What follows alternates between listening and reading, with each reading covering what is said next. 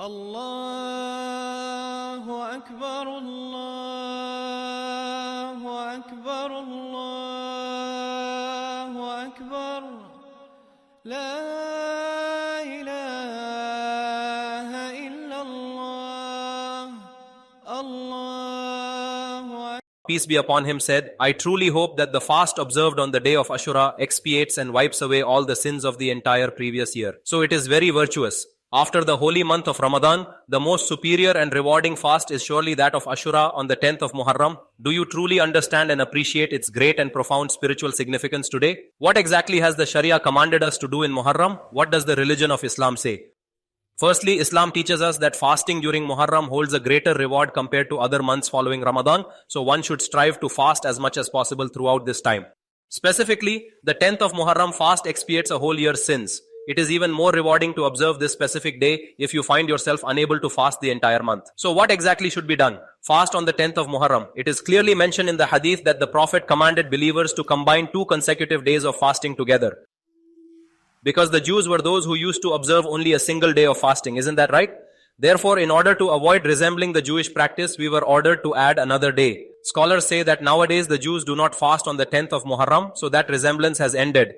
Thus, if someone fasts on the 9th and 10th or 10th and 11th, it is a good thing, but even if one fasts only on the 10th of Muharram, they will inshallah receive the full reward as the resemblance no longer exists. Are you following along with this point or are you not understanding it? This is what needs to be done. Secondly, committing sins during the month of Muharram when compared to other months becomes much more severe and the weight and gravity of those sins increases quite significantly. Because 4 specific months are considered sacred. Shawwal, Du al-Qidah, Du al-Hijjah. Sorry, let me correct myself. They are Du al-Qidah, Du al-Hijjah, the holy month of Muharram and the month of Rajab. These 4 specific months are the ones which are formally referred to and recognized in Islam as the sacred months known as Ashura al-Hurum, which hold a very special status. The Holy Quran clearly says, do not wrong yourselves during them. This common act of mourning is also a wrong committed against one's own self, isn't it? So Allah the Almighty has commanded, do not wrong yourselves during these 4 months in any way possible, whether it be through physical harm or spiritual harm. And physical harm can certainly occur through intense mourning rituals. It can be by walking on burning embers, and it can also be by beating oneself. What is spiritual oppression? By sinning. Neither sinning is permitted, nor is oppression allowed in ordinary months, neither upon oneself nor upon others. So the severity of oppression and sin increases greatly in these 4 months. Do you understand? This is a virtue of Muharram in Islam. And the third virtue of Muharram, which is proven by certain specific narrations, though we won't strictly call it a virtue, but rather an act to be done in Muharram, as it is mentioned clearly in some hadiths, that the Prophet, peace be upon him, stated, on the auspicious day of Ashura, provide generously for your family members, for there is indeed a great blessing and benefit in doing so. However, this specific hadith is considered weak by many. It is not powerful or strong enough in terms of being an officially established sunnah for everyone to follow. Some scholars have stated that due to the many chains of narration, it reaches the rank of Hasan. These are the respected views of our senior scholars who have studied this deeply. The scholars of the subcontinent, very prominent scholars, I won't mention names here, but they are high-level respected scholars whose firm opinion is that this particular hadith is weak. It isn't so weak that it should be outright rejected, isn't that right? And due to the multiplicity of its chains of narration, it has effectively attained the scholarly level of Hasan Allama ibn Taymiyyah, may Allah have mercy on him, who is widely followed in Saudi Arabia. His opinion and the views of the Salafi scholars of Saudi Arabia, Uthaymin, bin Baz and others held the view that this hadith is not authentic at all and has no status regarding expanding one's provision or serving food on the day of Ashura. Do you follow me or not? But those who are moderate, and I am certainly not saying the others are bad, but they have analyzed the hadith from a different scholarly perspective. If you were to research the chains of narration, calling it a complete fabrication is simply not correct. If you investigate the chains, it appears to most researchers that Allama ibn Taymiyyah, may Allah have mercy on him, who is highly respectable for us, was perhaps slightly excessive or extreme in rejecting this hadith. It is not that it has no value at all. There are many weak narrations, but they still carry weight. Due to the sheer abundance of its routes of narration, it has reached the scholarly grade of Hasan. Are you understanding or not? This is why some scholars, actually most, rather the majority, opine that if someone gathers their children and feeds them well on the 10th of Muharram, and this Halim tradition probably originated from this, that there will be a good meal prepared for the family, so they say there is no real harm in doing so. However, there is one critical point that we must consider very carefully, which other scholars often state and which also makes perfect sense to me personally, even though I haven't actually read this specific interpretation anywhere before in my previous studies. My mind naturally went in that direction, and then I found scholars' fatwas supporting it. Look, even if a hadith is considered weak or Hasan, then merely being Hasan by itself is not sufficient. it will be seen whether this contradicts other authentic hadiths. It is a fundamental principle of fiqh that if a thing is weak but it clashes with a more powerful and soundproof, then that weak thing will be absolutely and completely cast aside, rejected.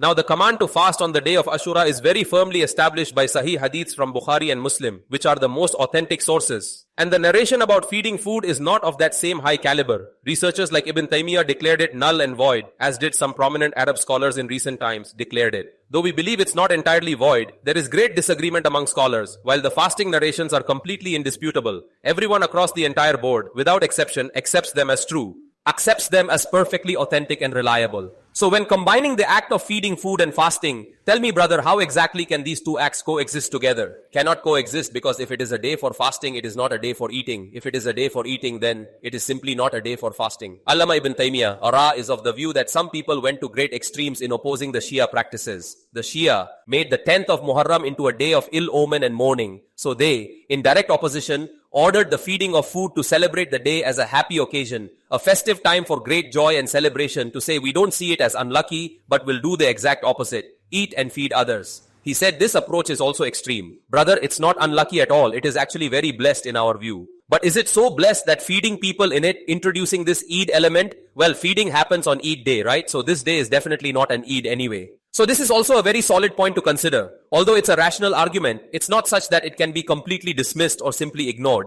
Therefore, many prominent and learned scholars have now concluded and stated, tried to reconcile both hadiths, saying, brother, feed people as well as fast. You can feed them specifically at the time of iftar, or perhaps during both suhoor and iftar, for the sake of maximum reward. But the point is, if you feed people at the time of iftar, the 11th of Muharram will have already begun. It won't be the 10th of Muharram anymore, mind you, as the day ends at sunset. Secondly, regarding the specific issue of feeding people at suhoor time, well, as for suhoor, it is still extremely early in the cold, dark morning. Whenever we say to do a certain task on a specific day, then in common linguistic terms, what immediately comes to mind is the actual daytime. It's not 3:30 or 3:45 in the morning. That's precisely why those who follow this hadith regarding feeding, regarding Ashura, they serve food during the day, having lunch at midday. At iftar, the spread is already lavish anyway because of hunger. Reason: my friend, when children are fasting, you naturally feed them well, provide a good suhoor and iftar, simply because they are hungry after a long day. Look at how generous the tables are in Ramadan. I tried very hard to reconcile both hadiths, but it's not possible without forcing it.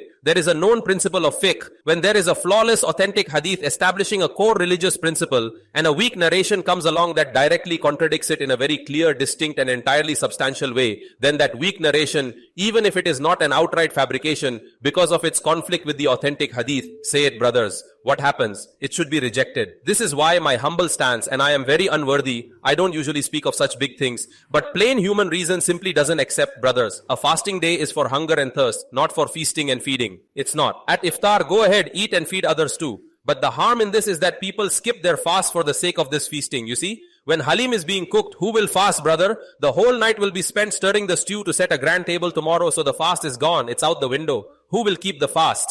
So that narration is in direct and strict opposition to the authentic hadith. In my humble view, though if others follow the opinion of other scholars, they may eat and feed. I say we should hold on to what is strong and leave what is weak.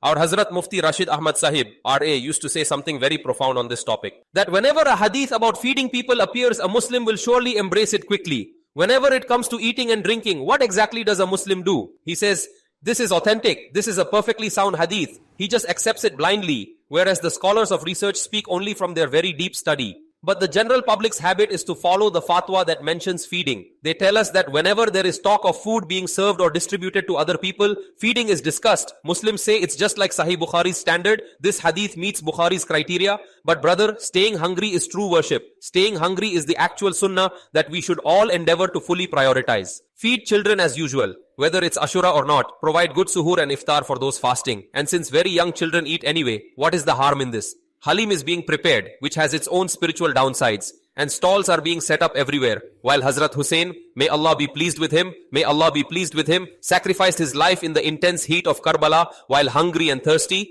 And what are we doing here? We are eating, cooking large pots of food and drinking sherbet. This simply doesn't make sense. In relation to the specific day of Ashura, it is a day for fasting. It is clearly a day to fast. May Allah grant us the ability to act, and our duty is only to convey the message.